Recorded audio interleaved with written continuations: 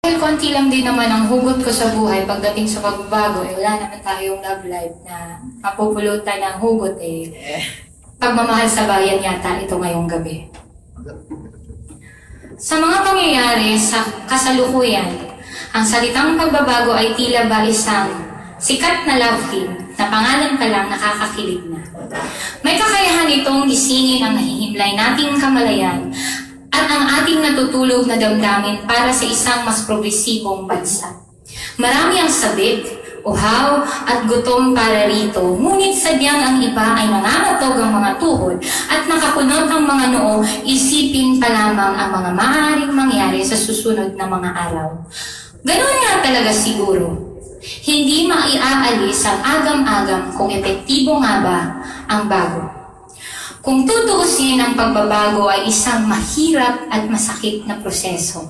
Kinakailangan nating bitawan ang nagdaan, maging ito ay nakasusulaso o kahit na matagumpay pa man. Kailangan bakantihin natin ang ating mga kamay para maging handa tayong yakapin ang mga maaaring mangyari habang umaasa na ito ay para sa ikabubuti ng nakararami. Kailangan handa ang ating mga paa na umapak sa mga bagong lupain kahit alam natin na maaaring may mga tagong banta at umaasa na sana may tagong yaman din naghihintay. Walang nakakaalam at walang makakaalam hanggat di sinusubukan. Ang pagbabago ay maaaring pagbitiw, paglimot at paglisan. Ngunit maaari rin ito ay pagbuo ng kasalukuyan mula sa mga alabok ng kahapon. Saan man dito, ang pagbabago ay nangangailangan ng tapang at lakas ng loob. Madalas, ang pagbabago ay nakakatakot. Ito ay tila isang malaking banta, lalo na kung komportable ka na sa iyong kasalukuyan. Mahirap lunukin ang pagbabago kung pilit itong isinasaksak sa iyong lalamunan ng iilang nagnanais nito. Ngunit, ito ay may hatid na pag-asa tulad ng isang butil na sumibol sa gitna ng tagtuyod.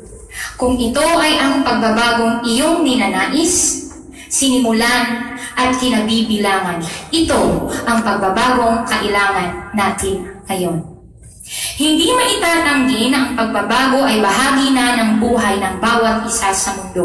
Ang isang munting butil ng palay kapag tinilig na ng ulan ay nagiging isang binhi na nagbibigay buhay sa marami pang butil at marami pang binhi. Mula sa isang bubot, namumukadkad ang isang mahalimuyak at magandang bulaklak. Mula sa mga mumunting sanggol na walang muwang, tayo ay lumalaki bilang mga taong may kakayahang mag-isip at magdesisyon. Kasabay na nga ng patuloy nating pamumuhay ay ang di mapipigilang proseso ng pagbabago. At ang pagtanging makisabay rito ay pagyakap sa pagkabansod na maaaring maghatid sa iyo sa iyong katapusan. Ang isang kapaki-pakinabang na halaman ay nagiging isang damo na lamang sa panahong tumigil na itong lumago at mamunga. Ang isip, gaano man katalino, ito ay napupurol at nababansot kapag tumanggi na itong higit pang matuto. At ang puso ay nagiging bato kapag tumigil na itong magpatawad at magmahal. Itinuro sa atin ng nagdaan na ang mga sibilisasyong hindi nakasabay sa agos ng pagbabago at hindi nagawang manatiling nakaangat sa pagragasan nito ay naibaon sa kahapon at isa na lamang magandang alaala at bahagi ng kasaysayan ngayon. Bilang isang bansa, bukas mata natin pinipiling manalig sa pag-asa ng mas magandang bukas. Bilang isang lipi, sabay-sabay tayong tumitindig upang makisabay sa pagbabago tungo sa mas masaganang bukas. At bilang isang lipi, nararapat din lamang na sabay-sabay tayong tumindig upang siguruhin na tayo ay patungo sa kung saan ang lupain ay mas luntian at hindi sa bangin ng kapahamakan.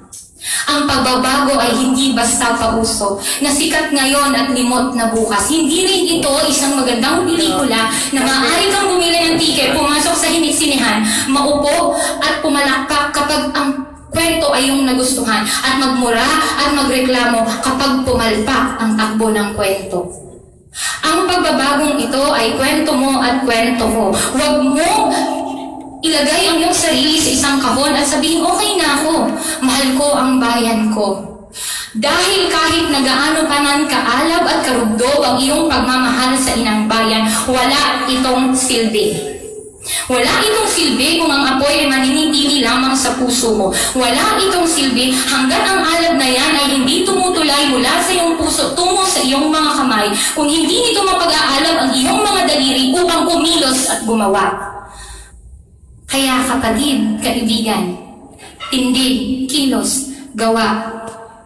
Ikaw at ako ay bahagi ng isang kwento at ang tagumpay nito ay nakasalalay sa akin at sa iyo.